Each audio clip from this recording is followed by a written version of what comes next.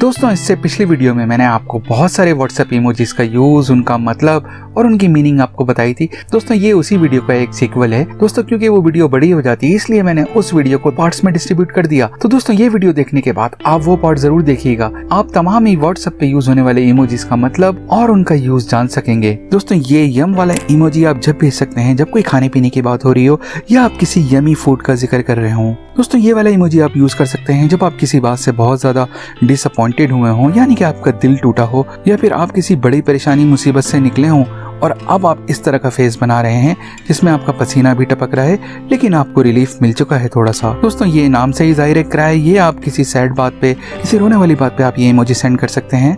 ये वाला इमोजी आप भेज सकते हैं जब आपको बहुत ज्यादा रोना आ रहा हो, यानी कि धाड़े मार मार के रोना। दोस्तों ये वाला इमोजी आप भेज सकते हैं जब आप बहुत ज्यादा नींद में हो, यानी कि स्लीपी हो। दोस्तों स्वेट का ये वाला इमोजी आप भेज सकते हैं जब आप किसी को बताना चाहते हो कि भाई आप बहुत थक गए हैं, अब जान छोड़ दो और सोने दो।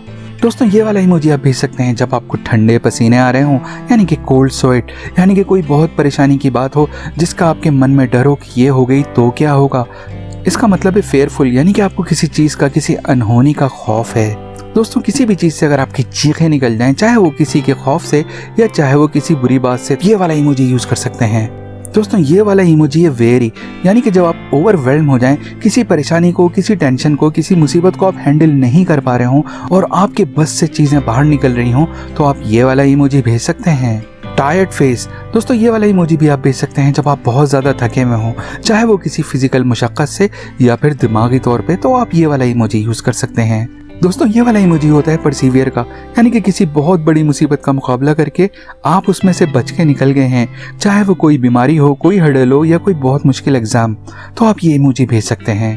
कन्फाउंडेड, दोस्तों ये वाला इमोजी आप यूज कर सकते हैं जब आप किसी बात को लेके बहुत ज्यादा फ्रस्ट्रेटेड हो, तो आप ये वाला इमोजी भेज के अपनी फीलिंग्स को बता सकते हैं। तो ये वाला डिजी फेस वाला इमोजी आप भेज सकते हैं जब आप डिजी फील कर रहे हो, यानी कि आपको चक्कर आ रहे हो या किसी भी वजह से अगर आप डिसओरिएंटेड फील कर रहे हो, यानी कि आपका दिमाग ठिकाने पे नहीं और आप बहकी बहकी बातें कर रहे हो, तो आप ये वाला इमोजी भेज सकते हैं। एस्टोनिश्ड, दोस्तों ये वाला इमोजी होता है किसी बहुत बड़ी हैरत का इजहार करने के लिए, यानी कि आप सरप्राइज हो गए किसी की बात सुन के, तो आप ये वाला मैसेज भेज सकते हैं। दोस्तों ये वाला तो देख के ही पता लग रहा है कि थिंकिंग फेस, यानी कि आप कोई बहुत गहरी सोच में मुब्तला हैं और कोई बहुत बड़ा डिसीजन करने वाले हैं। दोस्तों ये वाला इमोजी वरीड के तौर पे यूज होता है, यानी कि आप अपनी परेशानी का इजहार कर रहे हैं।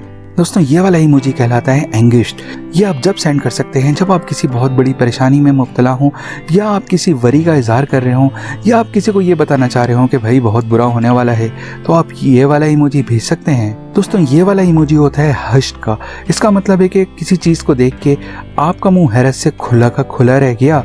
ओपन माउथ इमोजी, दोस्तों ये भी हश्ड इमोजी की तरह ही है, यानी कि इसमें भी आप सरप्राइज का इजहार कर रहे होते हैं जिसमें आपका मुंह खुला का खुला रह जाता है। दोस्तों ये वाला इमोजी कंफ्यूजन को जाहिर कर रहा होता है, जब आप किसी मुद्दे को लेके, किसी बात को लेके कंफ्यूज हो, तो आप ये वाला इमोजी भेज सकते हैं। फ्राउनिंग फेस, दोस्तों ये वाला इमोजी आप भेज सकते हैं जब आप सैडनेस का इजहार करना चाहें या किसी परेशानी का। और अभी कई सारे इमोजीज बाकी हैं जो मैं अगली वीडियो में आपको बताऊंगा। दोस्तों इस वीडियो का अगला आने वाला पार्ट जरूर देखिएगा। मिस्टर आंसर को दीजिए इजाजत।